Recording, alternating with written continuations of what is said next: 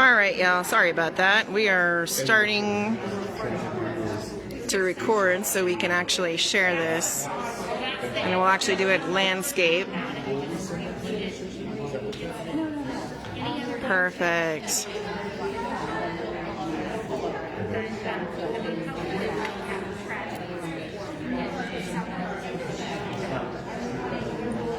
Thank y'all. Sorry for having to restart here. But we are just about ready now. We're just getting everyone kind of ready and in.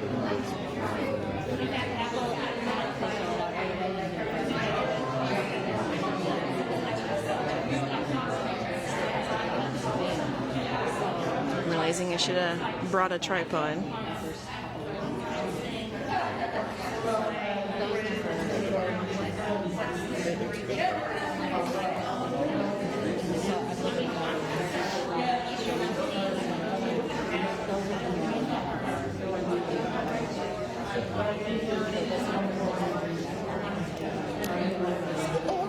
Oh no, you're totally good. I'm just getting everything set up. And then I'm, in theory, hoping to be able to download this and put it on YouTube, but we'll see what happens.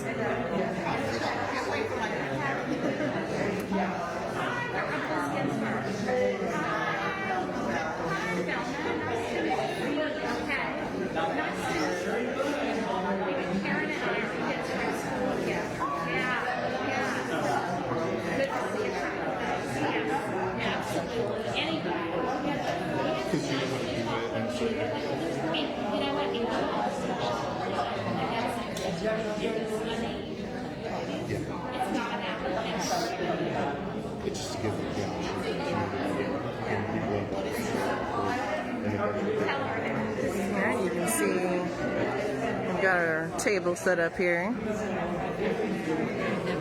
Got Lorenzo and Michelle. Hello, hello.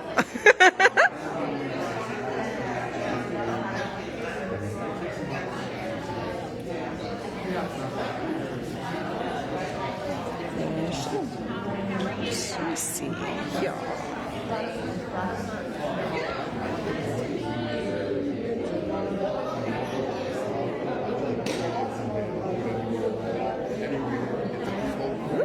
Oh no.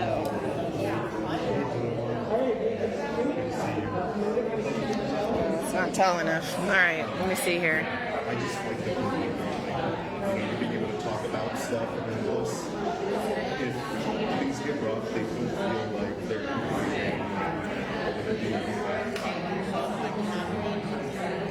Really needs to be like right here.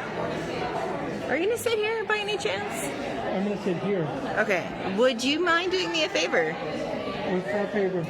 Just holding this. So we can actually record it and keep it live so people can see it. Yeah, you can sit down if you want. I'm pretty sure you'll be able to see both of them. Yeah. Sorry. Who's both? Them and them? Yeah, the screen and the speaker, because we have a wireless mic, so we'll be able to have them actually in the middle. Have Mike, John do it. John! You know what? Yes. John! All right, let him sign in first. It's fine. Hi, how are you? Ben, Joanna. Absolutely. Hanging in there.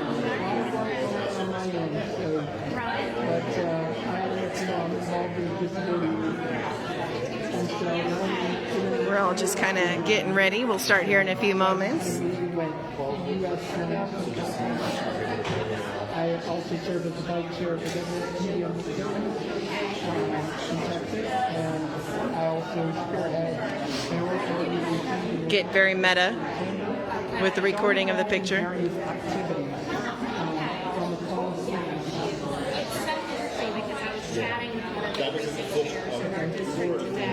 And that was a subject because she has a brother who is disabled. We were discussing that, and it's something kind of near and dear to our family. My father has a sister who is 93 years old, and she's a house mother there, and my grandmother was a teacher there for a period of time. place that's very near and dear to our hearts, and he regularly talks to the legislature to make sure they don't get too excited about that real estate or anything like that. That's the good, you know, he's like, this is. So there are two people on the committee, including myself, so I'm definitely ready to So there are a lot of... Hey, Courtney, I'm so glad you're able to join online. I promise we'll get started somewhat soon. Since this is our first live one back, we're kind of just getting ready. Hi, Sarah. Nice to meet you. Working with FEMA and the different chambers of the municipality, including myself and the government. Okay. We're trying to create some community efforts because we really have to develop on a city level, we're developing policy, and on a national level, we're trying to work with FEMA to develop internal policies that could be better distributed into local stuff. So, we're specifically Hey, Sarah. a lot of traction from the and that's why we're They're very well organized. Yes. So definitely, How are you? Catherine. Oh, I love your mask. That's cool. Yeah. I don't know, and I'm trying to. Yeah, I'm live Tell them. streaming it. Yeah. You're gonna watch them. I was like, I really need to show up your name. Thank you. Yeah, no, I don't know how great of quality this is going to be, but we'll see. But we're going to work on it for next time.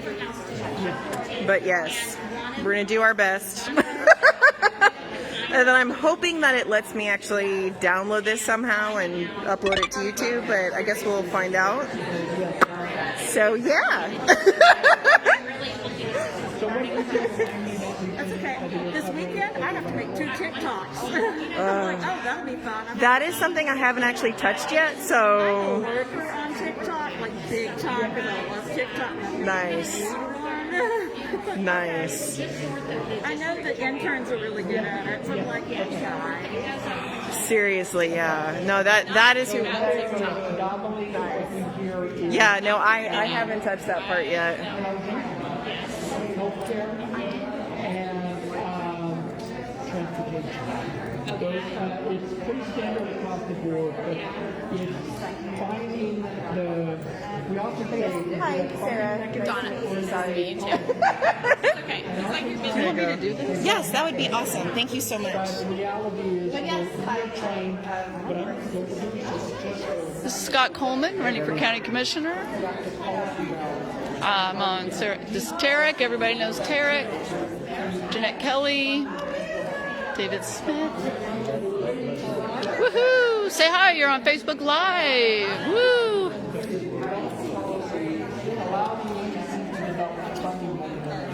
that rather than we can tell them what it will look like. Yes. But it's up to I'm them. going to just go around the room and. Perfect. Woo! Hi, Donna. How are you doing? What brings you here today? Gearing up in 2022. Karen, it's no better time than today. All right. Well, it's good to see you, Donna. Look at this little crowd of rock stars. Wonder what they're talking about.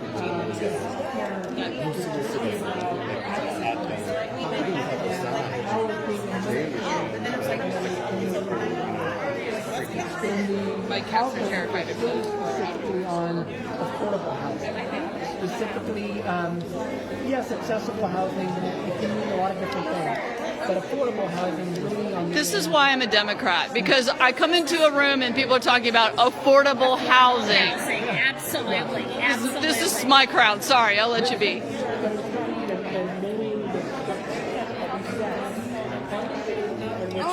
Oh, I know. Okay, we're on Facebook Live. Hey. Going around with a video camera, getting everyone. Get a free t-shirt. What? Karen Hearns. Young, happy, and energetic. Trying to be positive here. Sarkovich.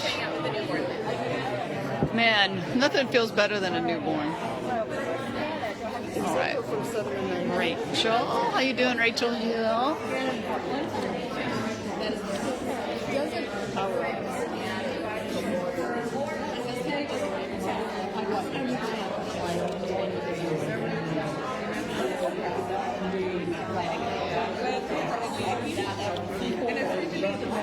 want me to do this the whole time and like pass it That off? would actually be awesome. Well, yeah, I mean, if you need to pass it off, absolutely. 'cause I can do you'll that. Actually come up and be like, hey, that's an outreach. So, Not a and problem. then I'm hoping that I can actually put this on YouTube. But we'll see. The YouTube. The YouTube.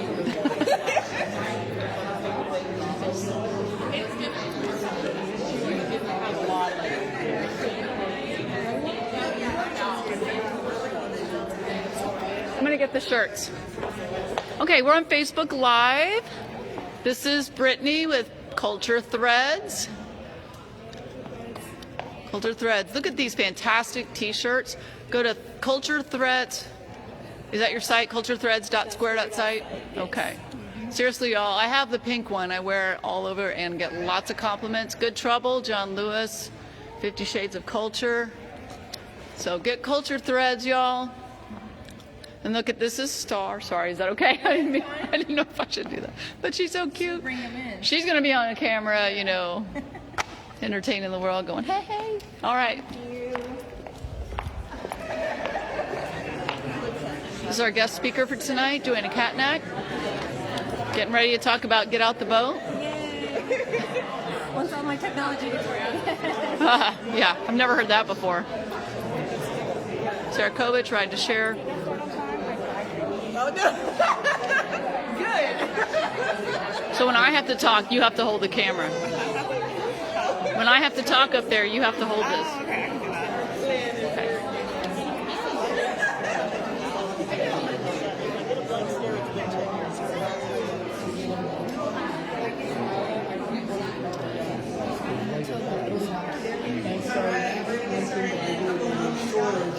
Pearls and chucks. This mask is also available for purchase. Just find it. Going well. Yes. That's the expensive part. So I don't work. But anyway, that's fine. You started? Yes.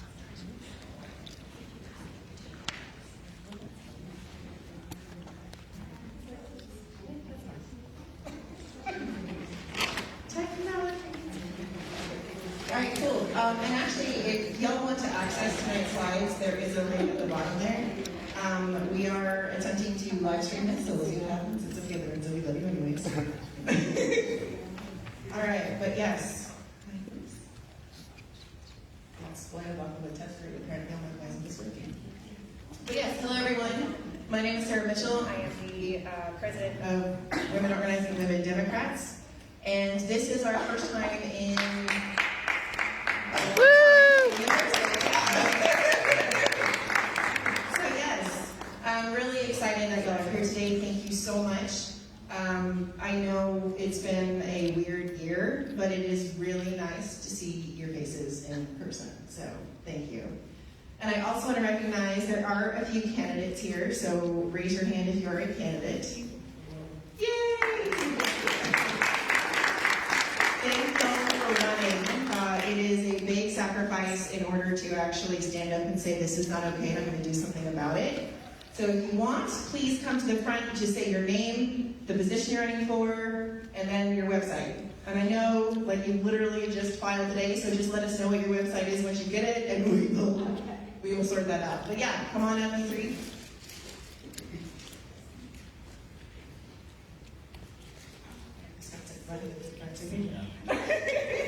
Hey everybody, I'm Scott. I know a lot of people in this room. It's good to see you all. My name is Scott. I live in Wiley, and I'm running for Commissioner Precinct 4 if it's State 4. I wanted to say this for the announcements later on, but to get involved, we'd like to have people go to these Commissioner Board meetings, just like you go to the City Hall meetings and the ISD meetings. Going to these Commissioner meetings are really important. So if y'all are interested in attending them, please let me know. You can find me any way you want. I can give you my phone number, all my information. And if you'd like to speak, if you're that brave and you'd like to even speak at the Commissioner's Board meeting, It makes them very nervous, these Republicans, if you go and speak and look directly at them and tell them things. They get very, very nervous, like visibly nervous. So if that's your thing, then let me know. It'd be really great. So thanks for coming, everybody. Yeah, thank you. No, yeah, Commissioner's Court really is the most powerful position you've never heard of, so highly recommend you look into them if you haven't. And yes, actually speaking out does make them nervous. I almost got things out of the meeting before as well. Hi, my name is Eero Mayer, and I'll be also running for the Collin County Commissioner position for Precinct 4 on the other side of Scott. So we definitely want people to come out, understand the role of the commissioner and how it is integral to the development and the growth of our county. So you can find me online. Visit my website, omirforcommissioner.com.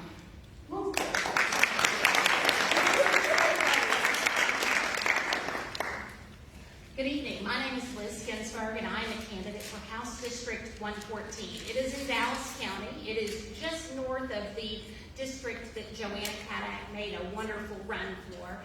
And I am really excited. Our current representative chose to step down this time, so it's an open seat. And I have lived in the area 24 years, and I've been a precinct chair for about 6 years. So I know the neighborhood. I am ready to run.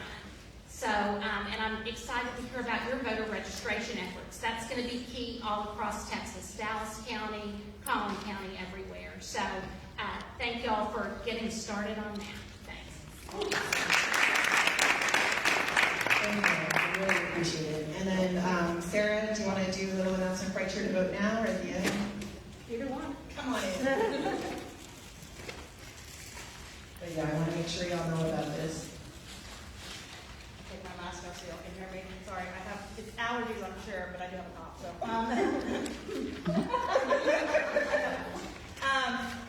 I'm with Right Sure to Vote, and in case y'all haven't heard of us, we are a get out the vote for candidates and, well, for everybody. What we do is we get people who are Democrats who haven't been voting because they've been turned away at the polls.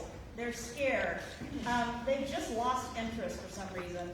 We get them to get off the sofas, get in somebody else's car, and we take them to the polls. And then if they get turned away, we make sure they can still get a vote counted.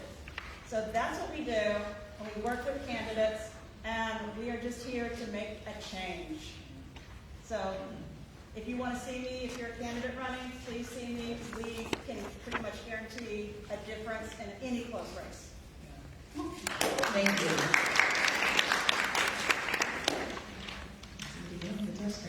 All right, so right before we announce our speaker, I am going to do our little business meeting, so I'm officially kicking it off. And then we're going to maybe pull up, okay, good, here we go. The minutes from May, where we had anti-Asian racism presentation, which was amazing. Here are the notes. Laura's going to talk a little bit about the candidates that we actually had speak to us that actually won, so I won't go too much into that and spoil it. But the link, like I said, is in here, and I highly recommend you check it out. And also, we have a YouTube channel, which also has that recorded. Highly recommend you check that out. And then here is tonight's presentation on the agenda. So you can see that we're just basically opening up for the business meeting. We're going to have, well, actually I skipped a little bit. We have the candidates, but that's okay. And then we will have events and outreach. And then we'll actually get into our committee updates, which has a lot of really good information that I think you will really like.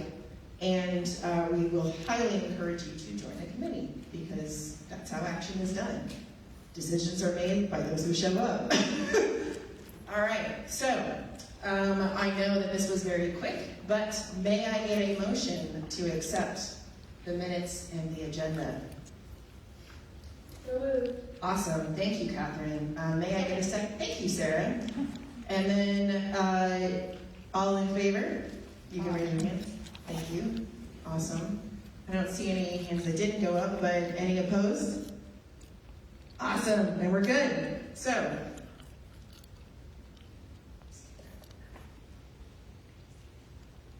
all right, Laura, come on up. I want to introduce Laura. She is our co-chair for candidates. Since we all got voted in January, some of y'all haven't actually gotten to meet some of our leaders in person. So here we go. Hi everybody, thank you candidates for being here today, those who've already filed or are filing. We don't actually endorse in local elections, but I'm sure almost everybody in this room volunteered for somebody, helped, called, block walk, donated. We also invited our local candidates to participate in our meetings, introduce themselves, and try to encourage membership to get involved. And we had many, over several meetings, participate. In the last meeting, I won't read all the names for you, but you can see these folks who did come and participate with us won their races. And thank you to all these people. It was historic. We're very proud of them, and we look forward to see where they go next.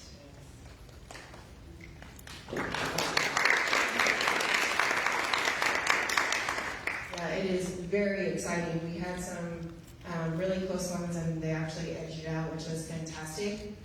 Grand Prairie, actually, which is where I grew up, now for the first time has 2 Black council members. Literally the first time in their history. That is insane. But yes, this is your vote counts. This is why elections matter. All right, and then Debbie, I will switch places for a second. Yeah. or wait. Okay. Debbie, as you all probably know, is our former president and is the co-chair of Events and Outreach, along with Courtney Hitt. Thank you, President Mitchell. So nice to say that. Yeah, I didn't get the pleasure of ending my presidency in front of people. It was on Zoom, so this is great to be back. So everybody, Courtney Hitt is the other co-chair for Events and Outreach, and she's enjoying her vacation, a much-deserved vacation, but I do want to recognize Courtney Hitt. Many of you know her from her hard work in Plano. So I'm here to announce our speaker for this evening. Many of you will recognize Joanna Cattanach in her run for HD 108, and we endorsed her proudly. Yes. She's a friend of WOW. She's been partnering with us for many years. And we spoke briefly on the phone about her initiative Get Out Vote Texas. And so I'm proud to announce Joanna Cattanach. Woo! Thank you all for having me. I'm going to make Debbie be my helper one more time. I've got some fun signs for you. This is what I want to do. I don't have many, but they will be shared with love. These are signs that have taken a trip to the Capitol in Austin to fight for voting rights. And I also put up here a handout as well for folks. Awesome. My name is Joanna Cattanach. I am the founder of Get Out Vote Texas. I am I guess, Sharon, what should we call ourselves, a veteran of Texas politics, where sometimes losing is just called credentials. Being a Democrat in Texas, that's just called experience. Yep. Resume, frankly. Yep. And I think that we all need to be proud of that. I wanted to start the meeting off today, though, with a special message. I had to ship this one all the way from Washington for you. And I'm hoping that it's going to play, so let's see if we can get it to go. So this is a friend of WOW as well, who has a message for you all from a hotel room in Washington, D.C., where they are currently lobbying Congress and the Senate to do its job and pass the For the People Act, pass the John Lewis Voting Rights Act. This is Representative Michelle Beckley of House District 65, next door to us in Denton County. She is holed up in a hotel room with 50 others, holding the line for voting rights in the state of Texas, and I couldn't be prouder for them. Yes. So if you all, I know you're doing a live stream, but if we could give them a round of applause right now for what they're doing.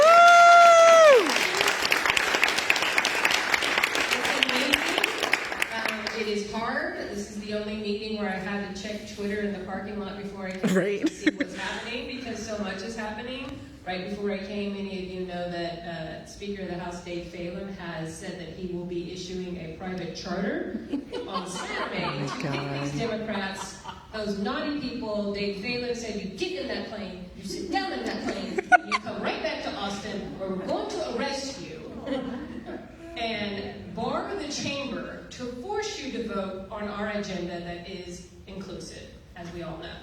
So there's a lot happening in Texas right now that's part of the discussion that we're going to have about how hard it is to figure out what's going on. not including redistricting, which we may or may not be having at Right. the end of this year. So lots happening, but I wanted to share this message that Representative Beckley has for all of you. Howdy, Well-Downs. It is your state representative, Michelle Beckley, and I just want to thank you so much for all the support you have given me through the years. And we are here in Washington, D.C., fighting for the freedom to vote for everybody in Texas. And I was hoping to be at your meeting today, and I would much rather be there than here in Washington working and talking to all the people, trying to get the For the People Act and the John Lewis Voting Rights Act passed. But I am here fighting for you guys, and I'm just going to ask you for a couple asks because we do need your help here. We are getting hammered by the trolls on social media. If you go to my website at michellebeckley.com and follow us on Twitter and Facebook, and go ahead and have some fun with some trolls. Because the more interactions we get right now, the bigger our message is going to get out there, and we can certainly use it. And go look at the other 57 Democrats that are here fighting as well, and give them a shout out as well. We can use all your help. And I'm not normally going to get on social media and tell y'all to get on social media, but this is a time and a place for it, and here it is. Yeah. And then what I need you guys to do is register as many voters as you can as fast as possible, Democratic voters. So please do a targeting voter registration, not just some willy-nilly stuff. We need to flip more seats in Texas. Hopefully we can flip a statewide. And I just want to give a shout out to Joanna. I know she's going to be sharing this video with you. Thank you again. I really appreciate it. And all the help you have given to me on my campaigns. We can't do this alone. We can't do it without support. We are here fighting for you guys. And I really wish I was there at the meeting with you. I was supposed to be there, but I'm here in Washington fighting for our right to vote. Yeah. Thank you. You guys have a great meeting. Nice. Virtually, Representative Beckley, proud of them, proud of what they're doing right now. She is correct. The social media trolls are quite severe. A lot of them are fake accounts. This is what they do. Yeah. They set it up and they just go after folks. And she is one of them, as well as the other Democrats. So please do share on social media how proud you are of them. If you are a real person on social media doing that, it goes a long way. They are absolutely determined to try to control the messaging on this, and we're proud of the Democrats in Washington right now who are saying, no, this isn't a vacation. This is because if we don't fight for voting rights in Texas, so does the United States. Yep. This is the line that we have to hold, and 57 Democrats are in Washington holding that line, and we should all be very proud of what they're doing, which we all are, but we all know this is Texas politics, and there's a consequence to everything. And so that's what we're going to talk a little bit about today. Like Debbie said, I am working on a voter registration effort. Like many of you, ours is a little different. Shortly after I finished my last campaign, it feels like I'm just on one to the other. We founded Get Out the Vote Texas. So I worked with some others in Dallas, and we said, okay, 2020 was a rough ride for most Democrats across Texas, but it was across the United States too. We saw just a massive surge of voting happen on the other side. And so we decided to get involved with municipal efforts and stop saying that we only work in partisan races. Let's get real here. Nonpartisan races have been partisan for a long time. Right. Let's be very clear that it is a conservative effort to load school boards, especially in places like Collin County and in Tarrant County, with folks who have an agenda that is political, that is fed by the QAnon community. They are absolutely using critical race theory. That was a common theme in the campaigns that we saw in municipal races, as was still defund the police, but as we also saw in municipal races, Ed Moore's race, for instance, which is the race that we invested in, Cornelius and Little Elm invested in that race as well, and we're hoping that the runoff, the special election runoff, will be successful this summer as well. But these are the types of things that we have to be watchful for. And so we decided to get invested in these races. We got invested in some particular candidates, but in Dallas County as well. We just went into areas that was not candidate specific, but voter specific. Right. So in Dallas, city council races, you can have 6 and 7 people. That's not uncommon to have that many people run for a city council seat. But just because there's campaigns doesn't mean there's voting happening, and doesn't mean we're regularly practicing that strengthening that arm of voting. So we went in and invested in just strictly get out the vote efforts. They got hangers on their door that said, here's when the election dates are, and then we put together a website that had the voting records of every single person on the ballot in Dallas County. Every single city, every single municipality, there's a lot. You really don't realize that until you pull the voting record. Right. For the last 4 election cycles. So while we don't have partisan races, you might need to know how some of these people have been voting, or in some cases have never voted, and are now deciding to run for office. And you might need to know that. It wasn't intentional, we didn't pick anybody, everybody got on the ballot, everybody's record was out there. And we let voters know that. So the goal was to increase Democratic voter turnout for this municipal cycle, which we did. Keep in mind, Dallas and Fort Worth have the lowest in the country, so anything is a step up from where we've been. Yeah. And that has a lot to do with what's happened in Texas for years. Gerrymandering and redistricting just sort of, it depresses the vote, but so does safe seats that don't work districts for a decade, that don't call voters for a decade, or more in some cases. When you get into office, we're all happy when you win, but when you forget how you got there and that your district is drastically changing, you have more people coming in, you have new builds coming in, apartments coming in, and you're not contacting voters regularly, that means those people are not being told to vote a lot, and told to vote in municipal elections too. So we put in that effort, we're glad to have done it. We were successful in getting folks out. Others being Denton. Anybody go to that Denton Beto rally where the fun posse showed up? That's the face I was making as they were driving around the park, blaring their horns and screaming about the election.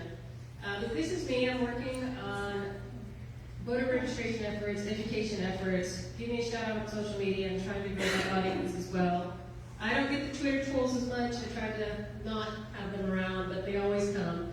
And keep in mind this, every time they are energetic on social media, they're actually helping you sometimes. While you want to engage with them a little bit, try not to as much. But when you do need to engage, they actually increase your reach. So that time where you need to do purchase ads, for instance, for political advertising purposes, they've already increased your reach. So some of that reach is free. Those troll farms are giving you some free air. It's not fun, but they do. So please follow me on social media and Joanna for Texas. I usually don't make that face all the time, but that's just my go-away get over it face right now. There was also this guy who showed up. His name is Beto. I don't know if you heard of him. I don't know if he's running for governor. Please don't ask me. I don't know.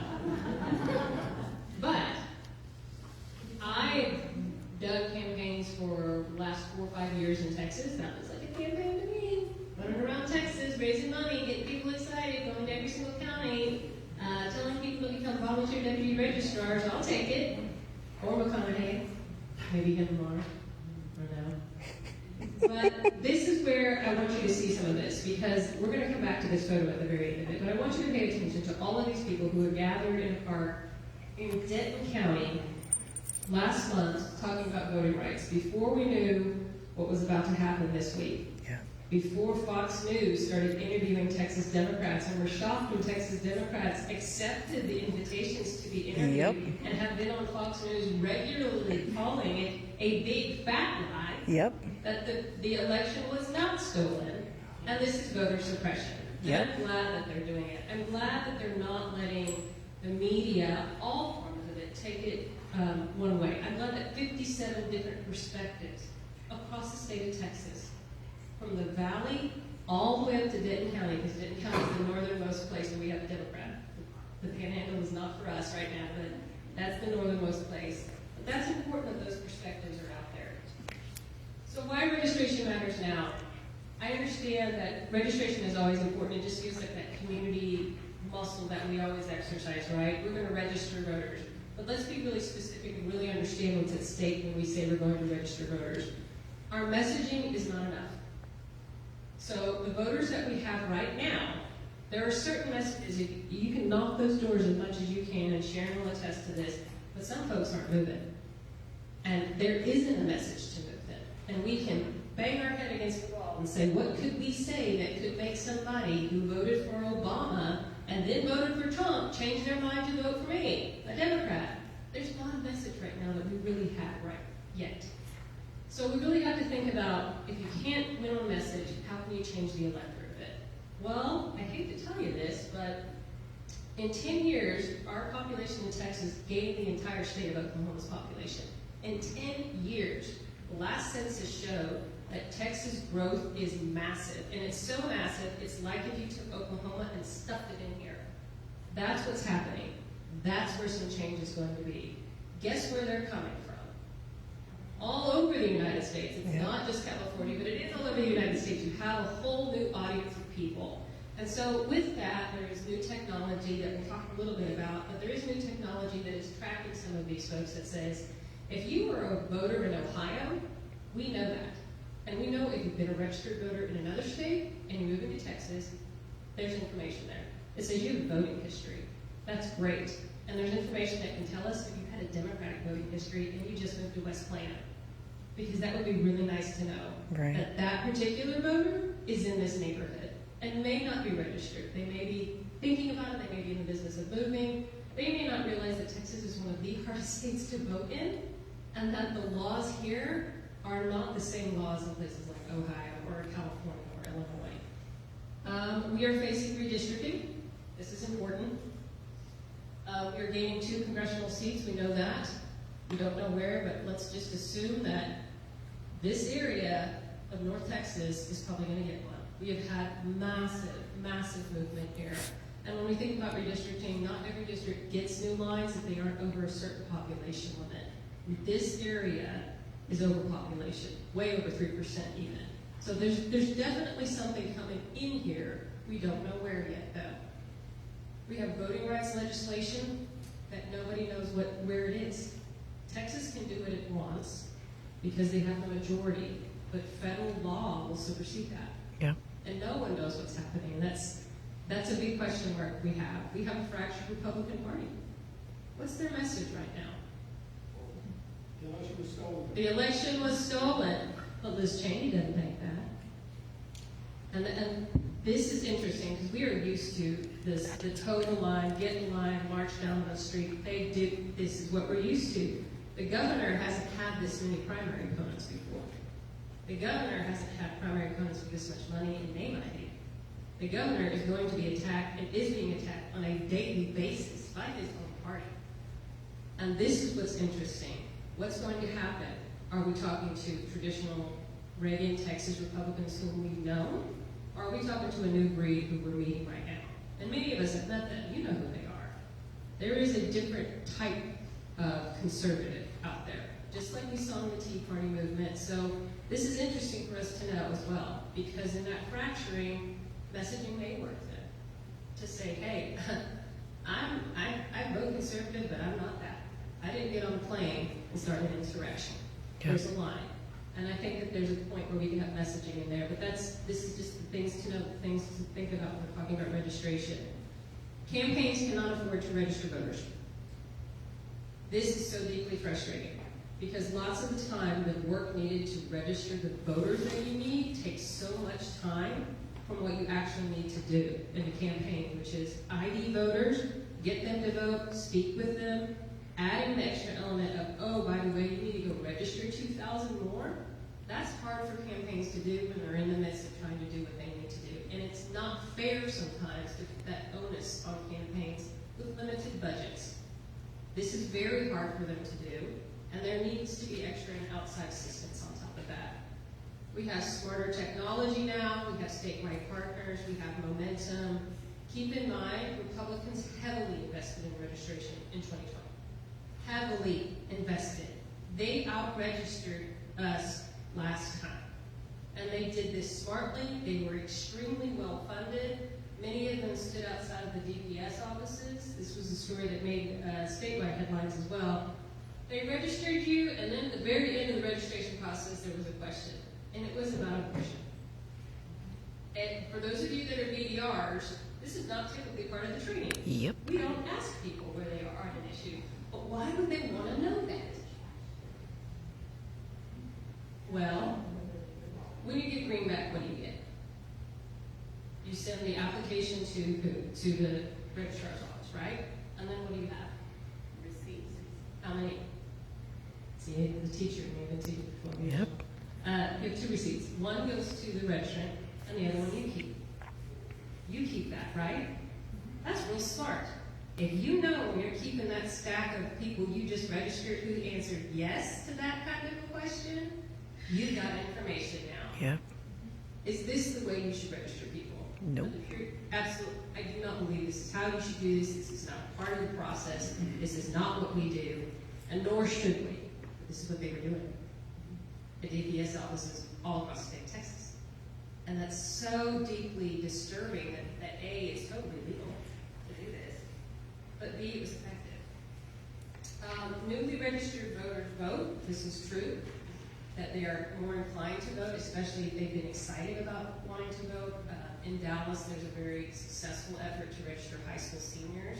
They have agreements with the Dallas ISD to go into these high schools as well as community colleges. This is great. These are new people. They're excited to do it. They've been required for a long time to do it, but high school principals don't always do this, and we know this.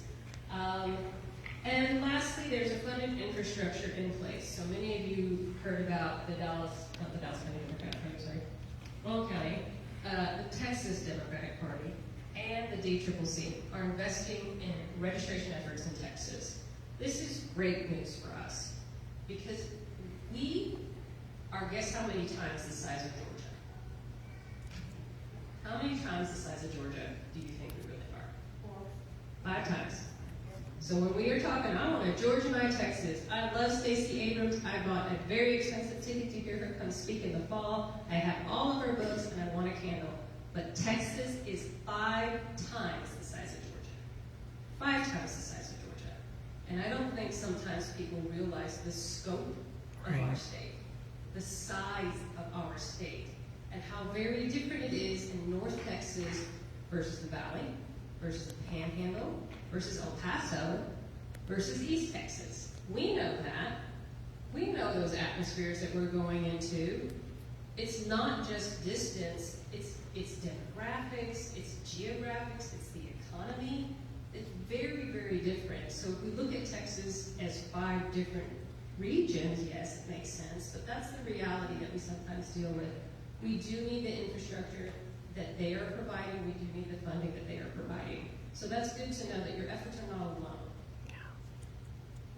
So here are some of images from what we were doing. This is Ed Moore. This is his first part of the race. Many of you know that Ed was running against Angela West, who is the wife of, is he still state geo preacher?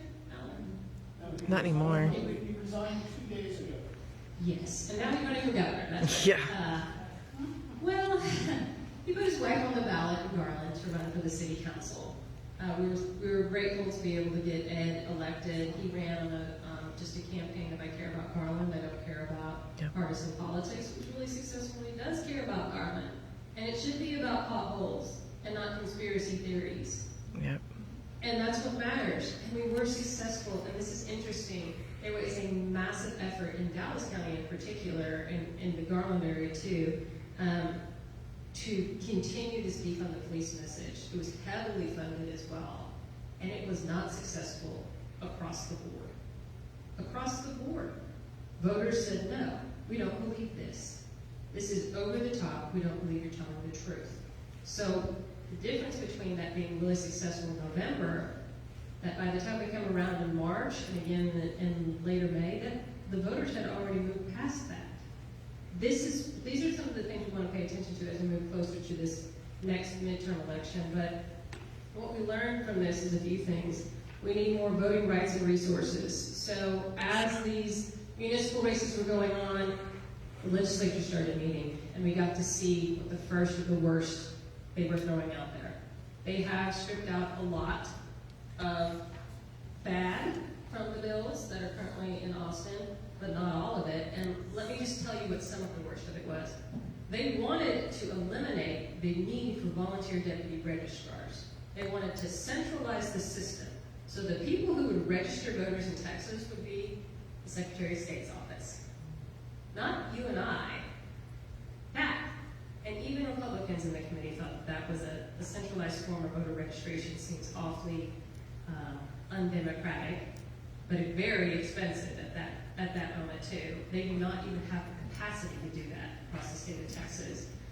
Some of the provisions in the Senate version of it also required that you needed to prove your disability.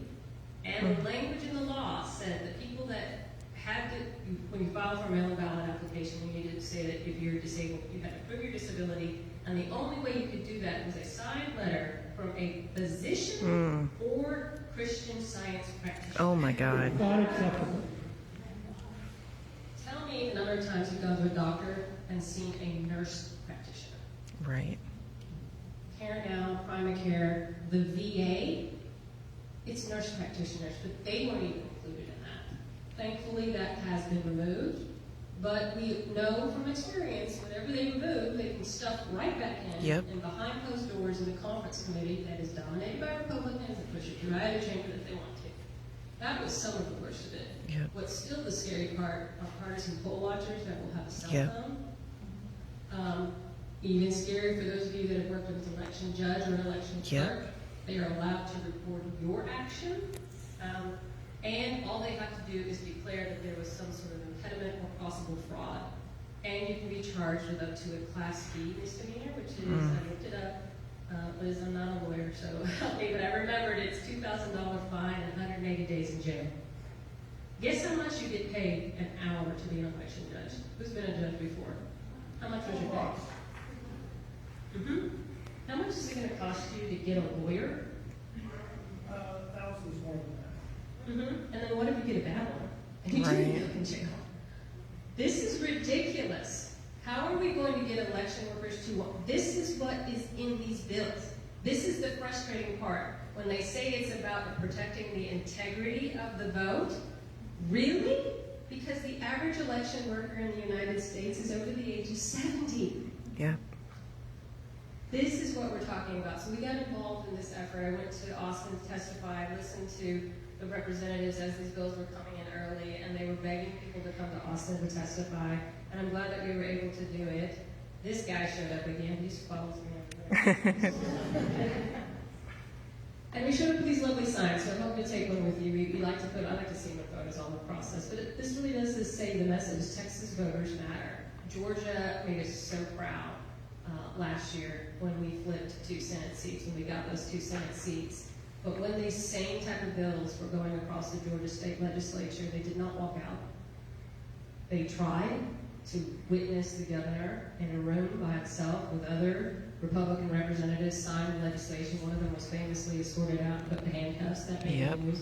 But it's the Texas Democrats that said, enough is enough. We don't do this anymore.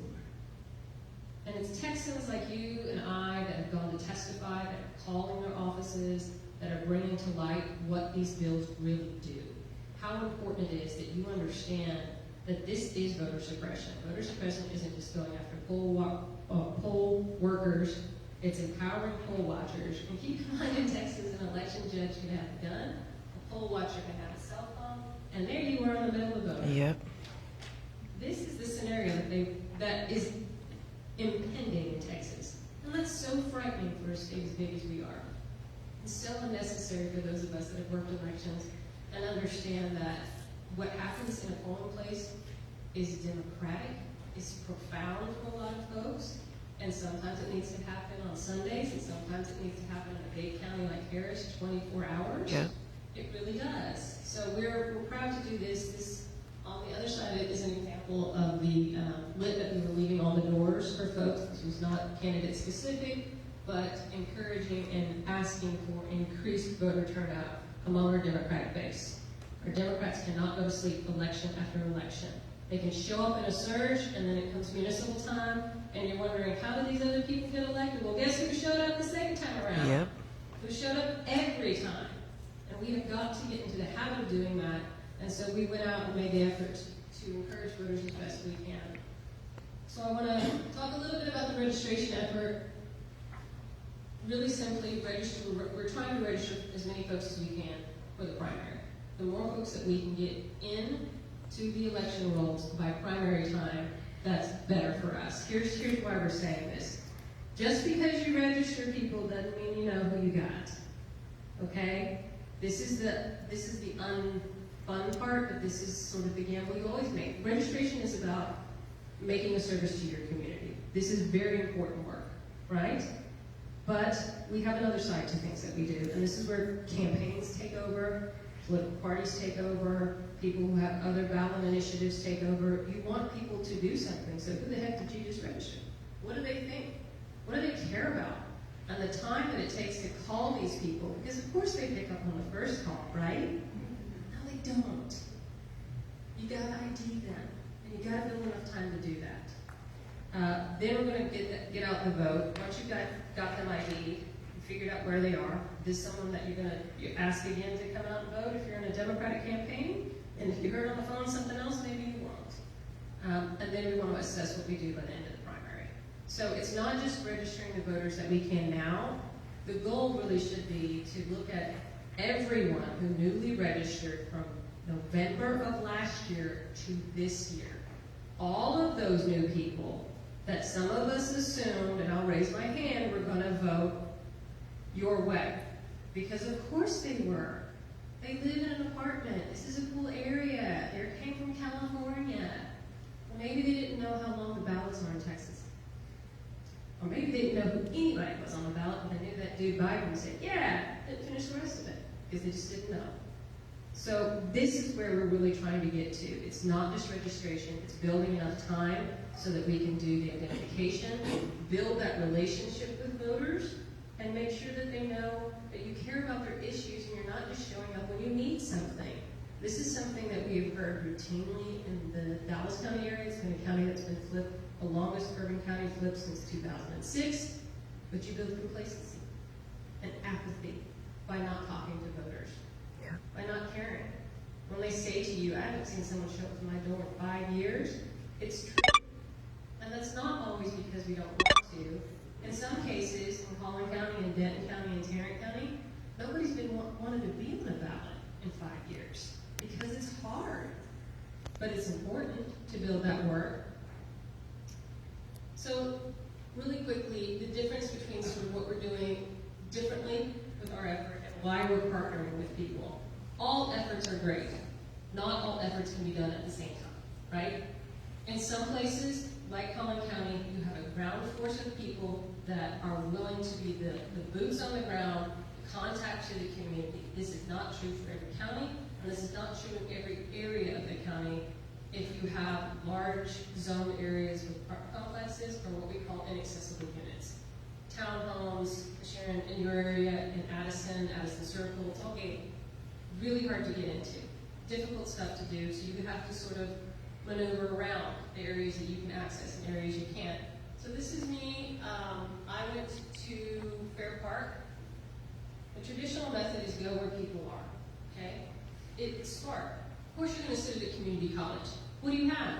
Lots of people going to one place. You don't even have to advertise for that. They're going to come to you. Go to the state fair. Lots of people. Unfortunately, they're all in the state of Texas, so you better have registration PDRs in every single county. Go to Plano Balloon Festivals. Go to these things, because what is that? That's free people. They're just coming to you. Great. Great. But you don't know where they're going to go. And you don't know if you're going to be able to contact them again. So we use this method, talking with the elections department in Dallas County, because the federal site at Fair Park for vaccines was so massive that they were there for the taking. I hate to say that, but it is that. They were there for the asking. And you know what I found as I did the work? Many people were registered, but they wanted to talk to somebody.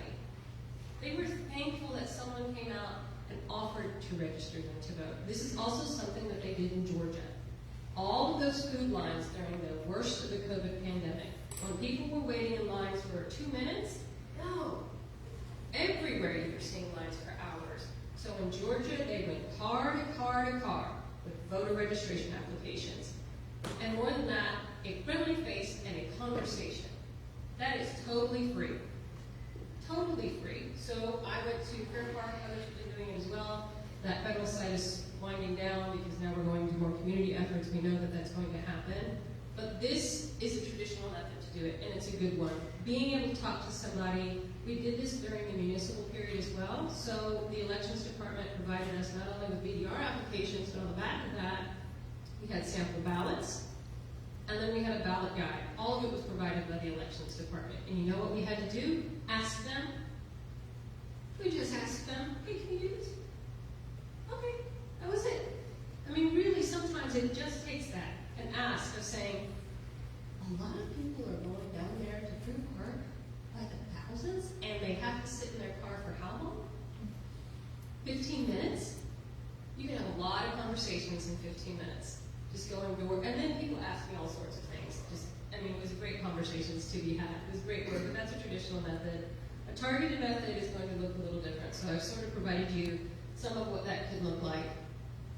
We can target you if you are using an IP address. So whatever your IP address is at your house, that's a good way to target it. The unfortunate thing about this, if Grandpa comes to visit from Vermont and he logs onto your Wi-Fi, now when he goes back to Vermont, you guys start getting your ads from Texas. So it's a great method to use, but it has its downsides, obviously.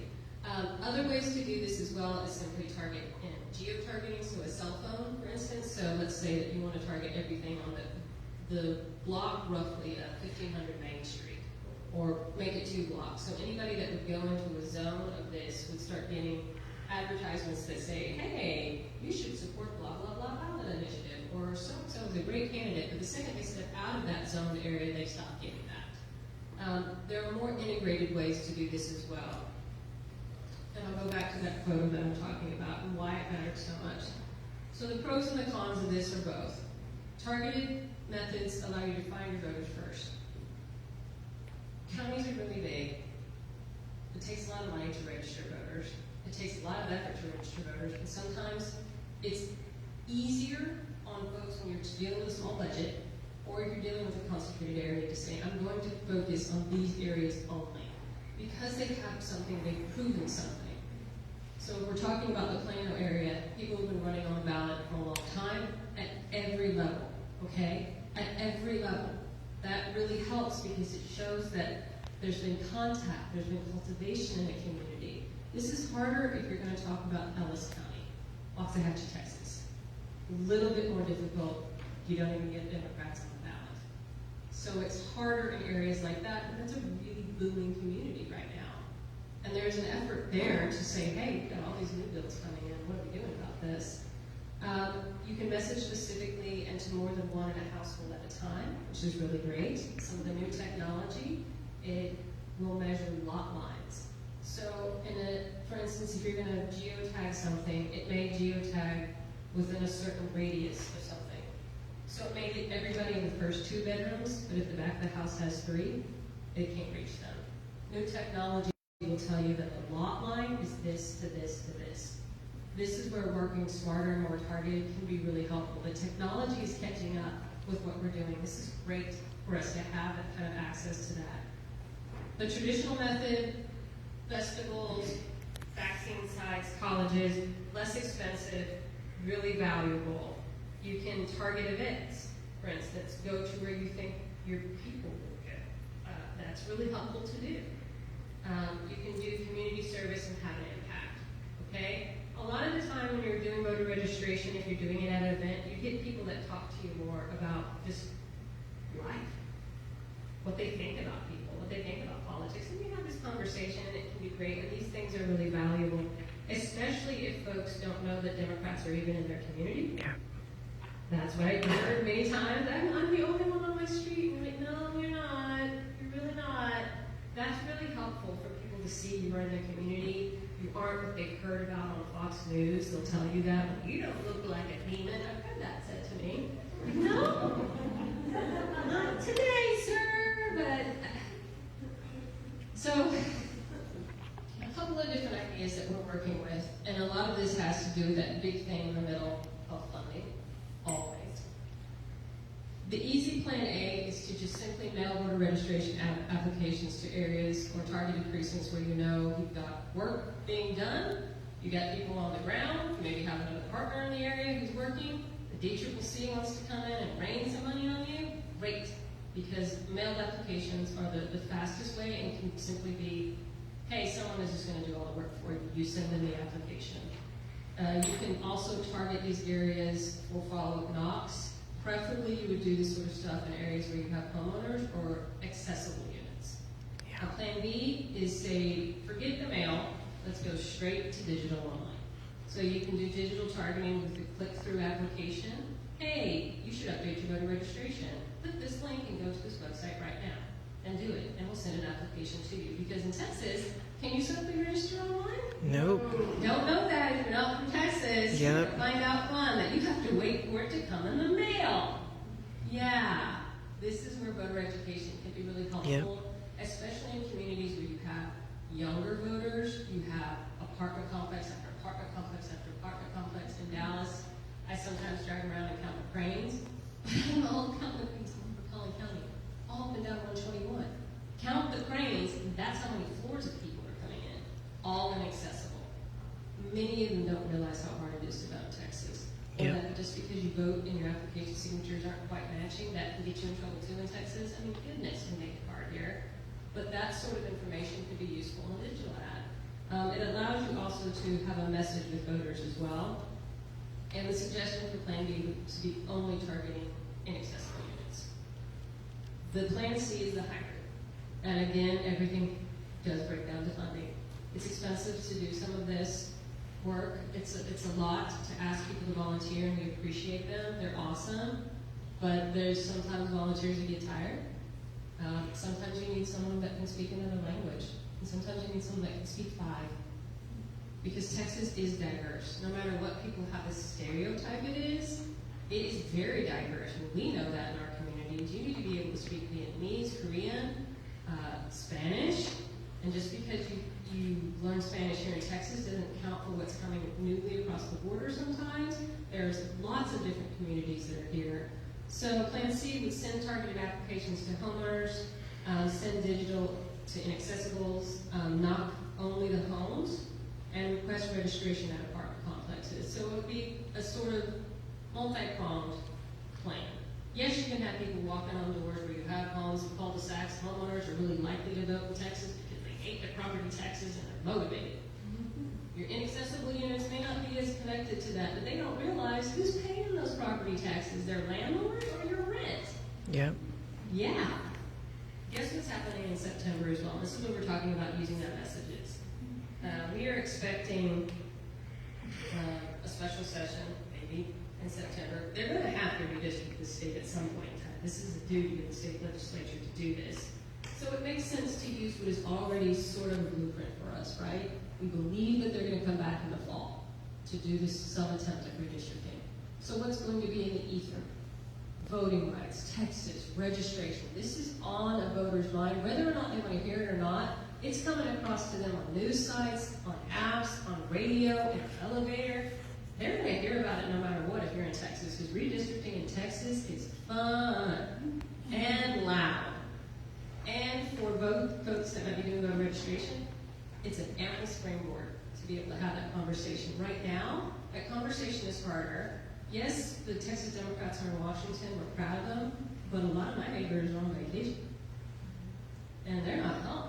And they're unplugging from all of this because they've been stuck in a house for a year, quarantining with their loved ones, and they want to go to Hawaii right now. And that's good. But in September, where are we going to be back? We're going to be back in schools. We're going to be back in our communities. We're going to be back home. We're going to be plugged in whether or not you want to or not. But we're going to be back. It makes sense to do it during that time. It allows you also to have the time to make those ID calls with what you have registered already and get these codes primed for the primary. It's not just, hey, did you get that application, George? We'd really like you to figure it out. I'd love you to have a conversation that was more personal than that and say, hey, George, I hope you got that application. My name's Joanna. I'm really excited that you're in my community. I hope that you take the time to vote. You know what's on your ballot. And have that conversation. Those quality conversations are great, whether they're at the door or they're on the phone. Sometimes they can be quality through a text message too. And many of you have young people in your life. If you try to call them, they don't answer the phone. Yep. But it allows you those opportunities. So I'll finish up quickly with this, some additional planning.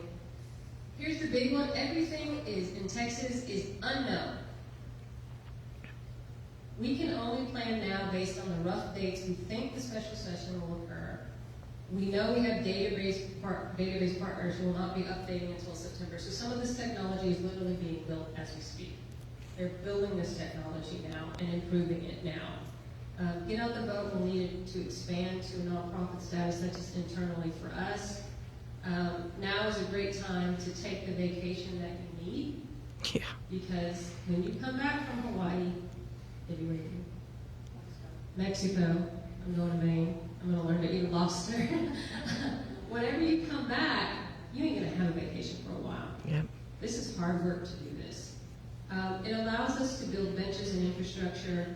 A smaller scope allows for smarter work sometimes, and we win wins and we have better losses. I mean, that's what they learned in Georgia a lot of the time.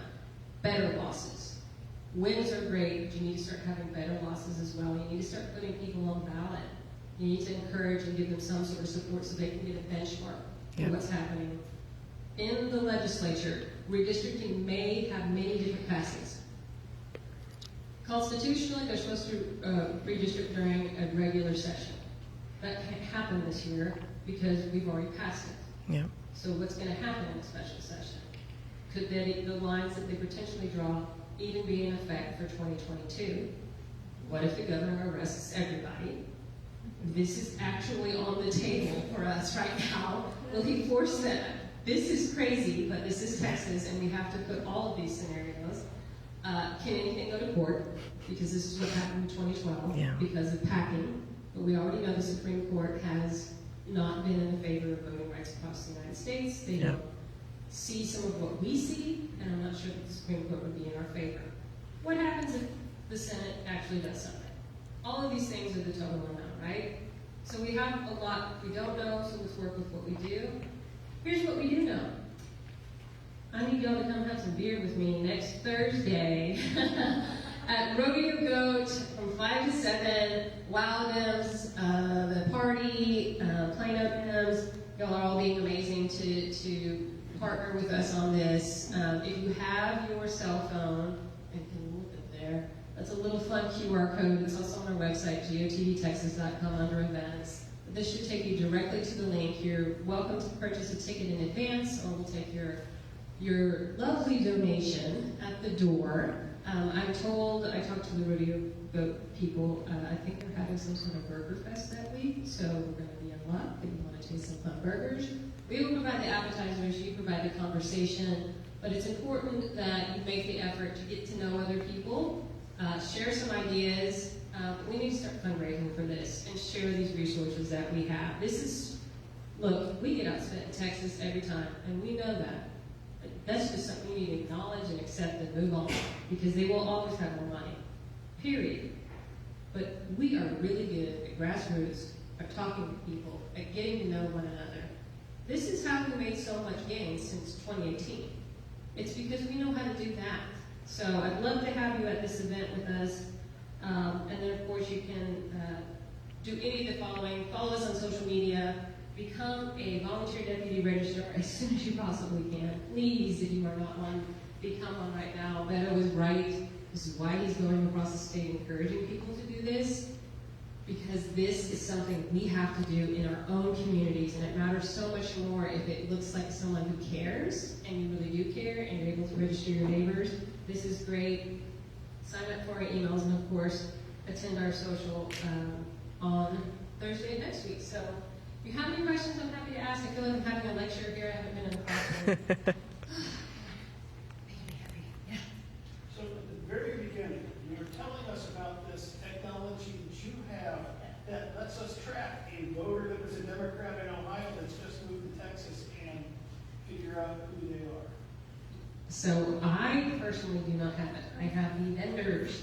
I have the people who we're talking to right now. We're talking about this. So let me give you an example.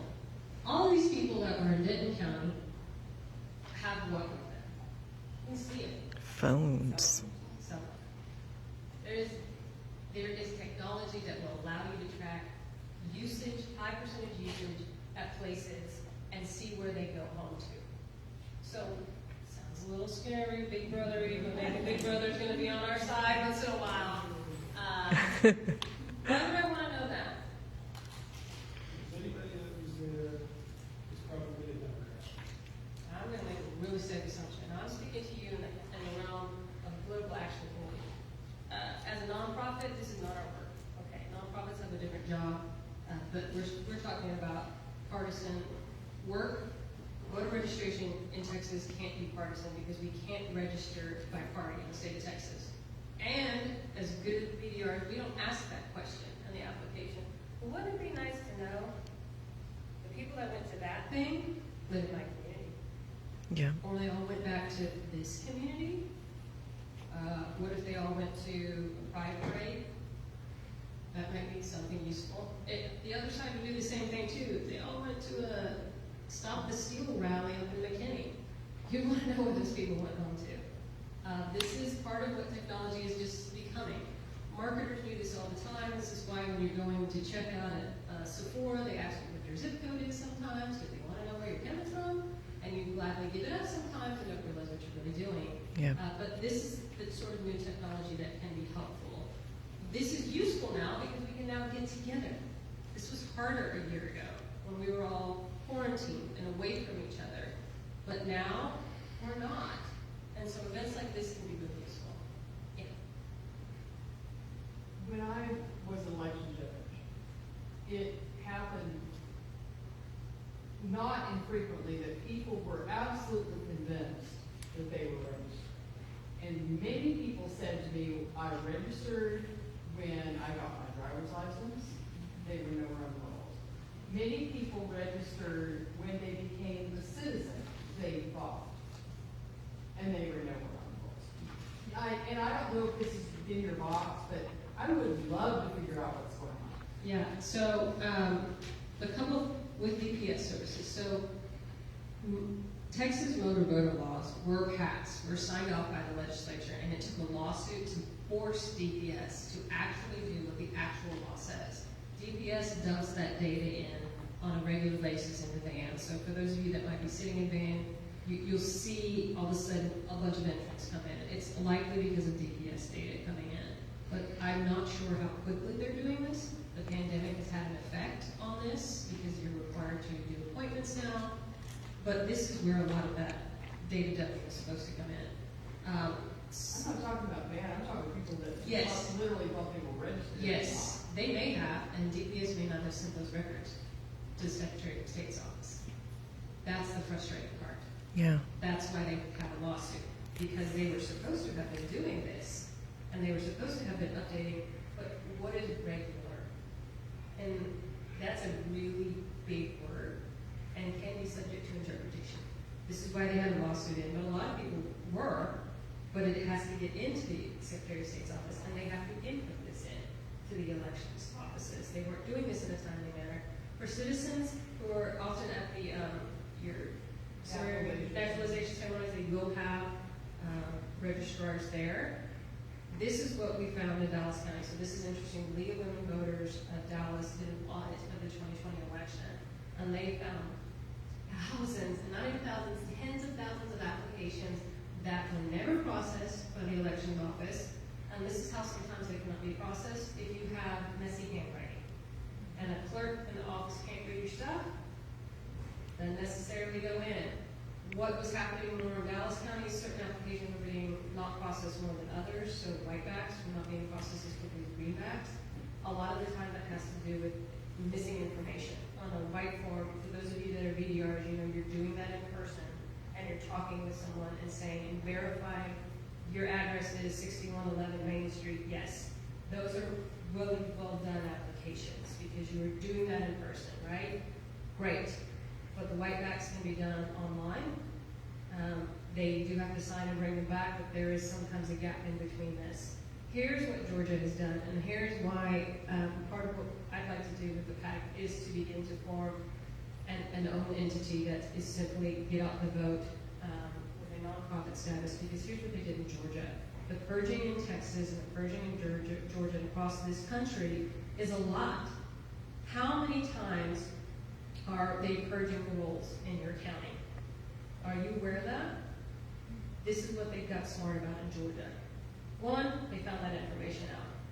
Two, They also looked at how is a voter being told that they might be on the verge of being purged. In Dallas County, for instance, you're going to get a letter sent to you. And it can be a scary letter that looks like a government letter being sent to you. In one case, they actually sent it to the current League of Voters president, the senator husband, who was a registered voter and been voting for a long time. And it indicated that there was something wrong with his status in ban, that he was likely or could be purged. So they, of course, immediately, they're smart voters, they immediately got on the phone and said, how could this possibly be? I live at this place, I voted here, I have my information, I'm a smart person. And I opened that envelope that looked like a scary government document, and I followed up and I said, don't do that within the 30 days or whatever time I never get it. How many people don't even know they were sent a letter? Yep. So the questions that they have in Dallas, of course, and this is where every county can copy these methods, say, how often are you purging? What are you sending to voters that would indicate that they might be purged? Are they even aware of what it looks like? And then once they get it, what do they do? If you get the scary letter that says, for some reason or another, we're showing that something is inaccurate with your election file, and you're going to be purged in 30 days, or put on an inactive status, how do you deal with that? And so this is what the Dallas County audit did, and I know that they've talked with folks in other counties as well, because you can make the same Freedom of Information Act requests of those election offices to get that information. What Georgia did, though, with Stacey Abrams' group, is to create a website that simply said, that indicated check your status. And it's not just check your status, are you on the purge list? Yep. And they collected that data from every county in Georgia. And they put that information out there. Stacey Abrams got really, really smart. Love her, but you often learn from what's happening on the ground. She created the New Georgia Project to get community access, but really that became the voter registration arm. But guess what happens when you register a lot of voters and they start voting?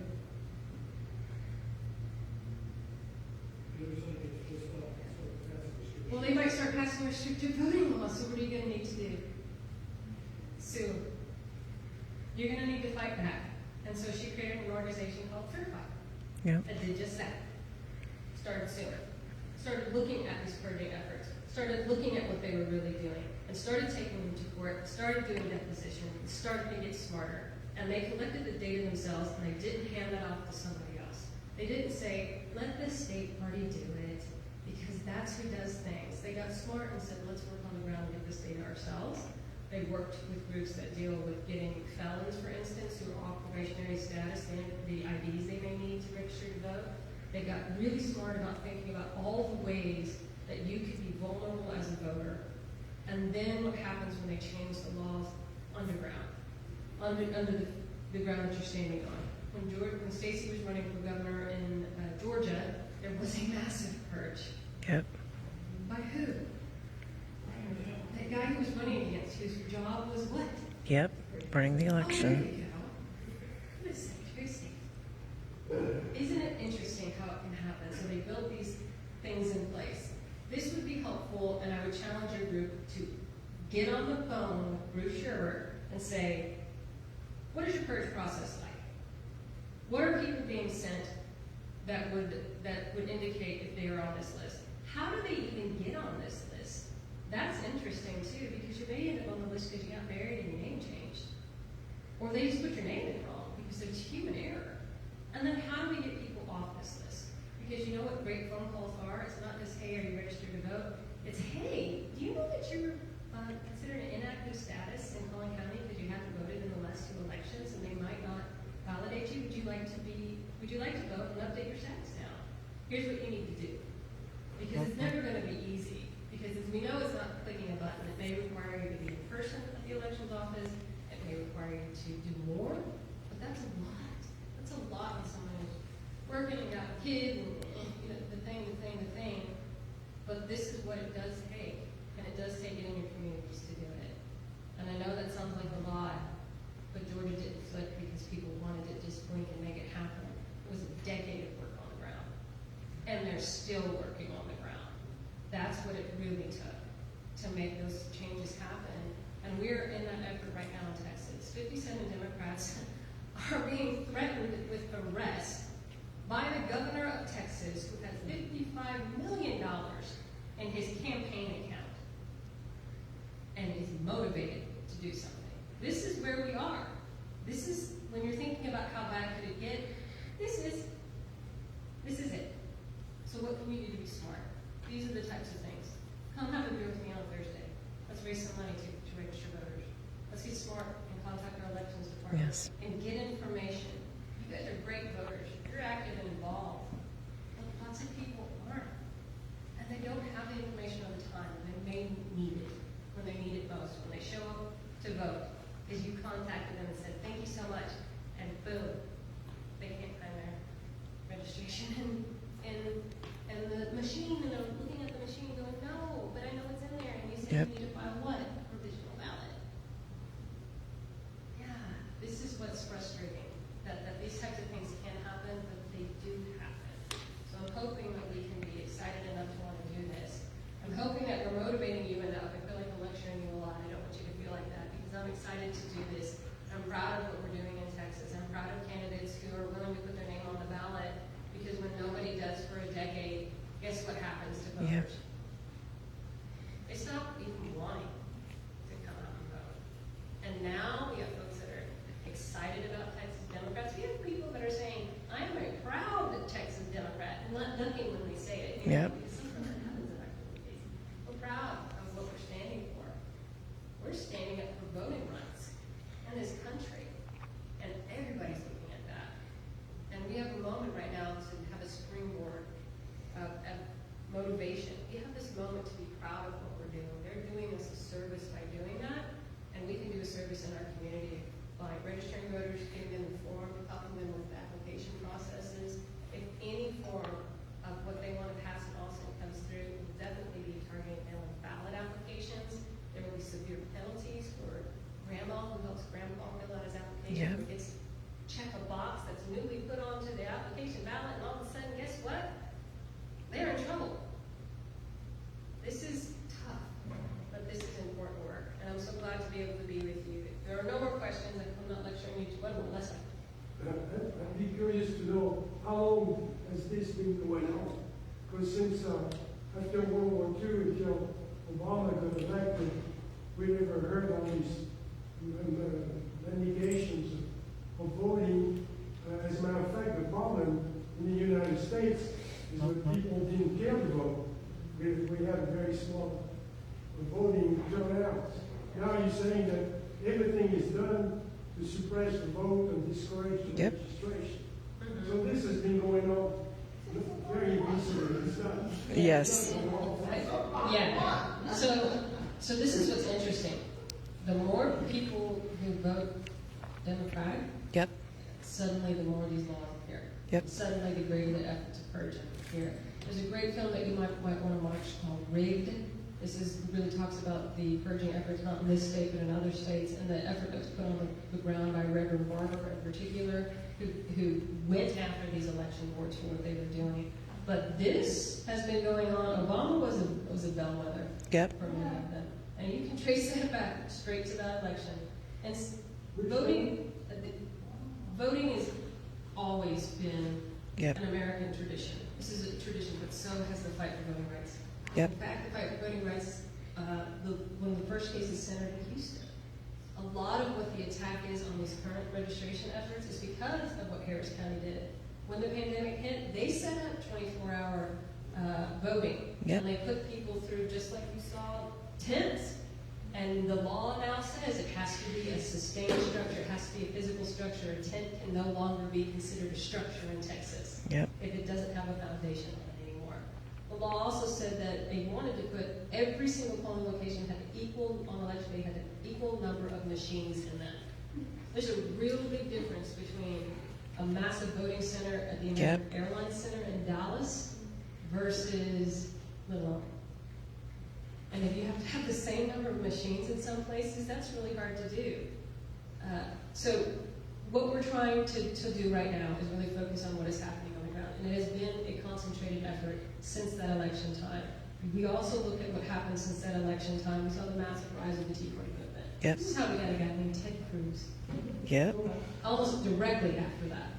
This is not new. Yeah. But I think our memories are so short. I think with the election of Obama is what made the whole thing that was late 50 or 60 years before that, we were more violent and got all these people to wake up to try to do everything they could to keep Democrats from being voted. You know what they did? You know what they did? They got elected to local school boards, Yep. and city councils, and state legislatures because they knew something. You could draw districting lines. Yep. And guess what happens when you can draw your voters? You can draw people out of voting too. Yep. This is not new. Guys like Tom DeLay, things that are coming blast from the past. Carl Rose, still around. Yep. Who was blasting Becky yesterday on Fox News. This is not new what they're doing. But in some cases, why aren't we being smarter and getting ourselves elected to school boards and building pipelines of new candidates every time and building a base of that and take them to court, which is thankfully what is happening in places like Georgia. Thankfully, Georgia and that effort there is partnering with Texas. The Texas Democrats have over $500,000 that have been raised to help them offset the cost of basically staying in a hotel in Washington until they can't anymore. This is what it's going to take, and we're thankful for them to be able to do that. But we're in a replicated time, and the Tea Party movement of that early 08 movement, 2010. For those of you that remember the flags that said "Come tread on me." Remember the rallies that they would have outside of offices.